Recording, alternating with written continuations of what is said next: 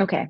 So I'm getting a lot of feedback in the or I'm seeing a lot of chatter in the chat that people want to hear your suggestions for what tools are most useful for cleaning up their catalogs, identifying areas where they're missing lines of documentation, cleaning up metadata. So, what tool do you all use? OpenFlight? Like, what tools do you use for what? And which ones might be justified for, lower for different tiers of value catalogs? Sure, That's I can throw out a few. We use tools like Chapter 2 or Syncopate for mhm. ingestion of statements. We use tools like Claude to it's not just the data, but understanding, contracts and how they work.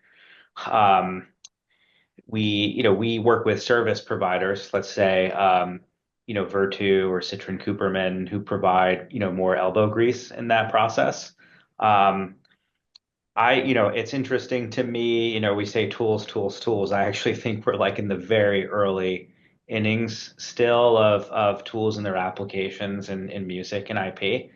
I've named like four, right? But there are still, um, tons of pain, the pain points in like analyzing and understanding a catalog and also, the rights, and the contractual dynamics still remains like very complex.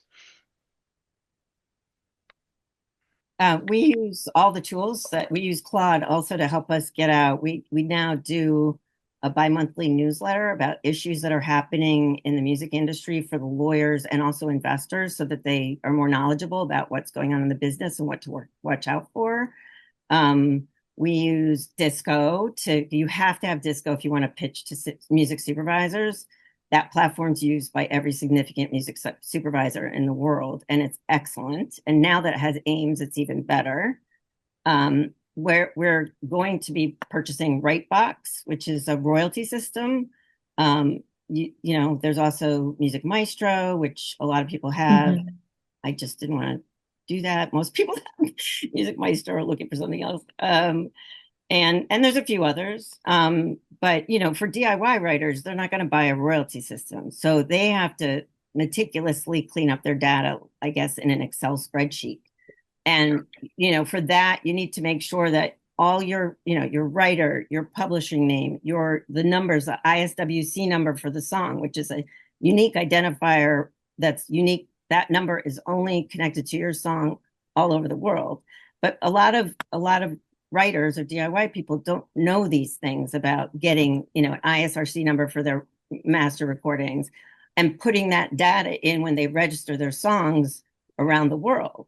So, you definitely need to be registered in North America if you're an American or Canadian. But if on streaming, your song could be earning money anywhere. So, you better be at PRS in England and GEMA in Germany and all the other things. And learning about those is difficult. So at some point, if you're gathering money, you need to get an administrator or sell a piece of your catalog so somebody in publishing can help you connect all those dots. Quick question for you, Monica. Is the Go to 11 newsletter public, um, we haven't available publicly? done it, but if anybody that's interested can email me. I'll put my email in the chat. Okay. Did you want to weigh in with any? I know you mentioned a Yeah, couple I was earlier. in addition to Rob mentioned Syncopate. We use also Luminate, which is a service that costs way too much money that you're able to put in any artist and kind of Thanks for look paying for back, it, keeping us employed. look back. I think it's like 6 years or 7 years, like into the streaming history of an artist, because it's really important when looking at catalogs that we're not buying. That's on the master side that we're not buying catalogs that are in any significant decay, And in addition to that, for just the sort of like our A&R research to see sort of what artists are happening that might be good candidates for us. There's Chartmetric, there's Viberate, a few of these sort of A&R platforms where you can sort of pull stats on music that is interesting, and it's not quantitative the way Luminate is, but has a lot of really good info on it. Okay, so if I hope that that answers people's questions because I wasn't able to keep up with writing down all of the different companies you all threw out there for suggestions. But a real quick question for somebody who's essentially doing this for themselves. What's the best tool they could afford? Disco. Okay. And then call Rob if you want more than that. Yeah.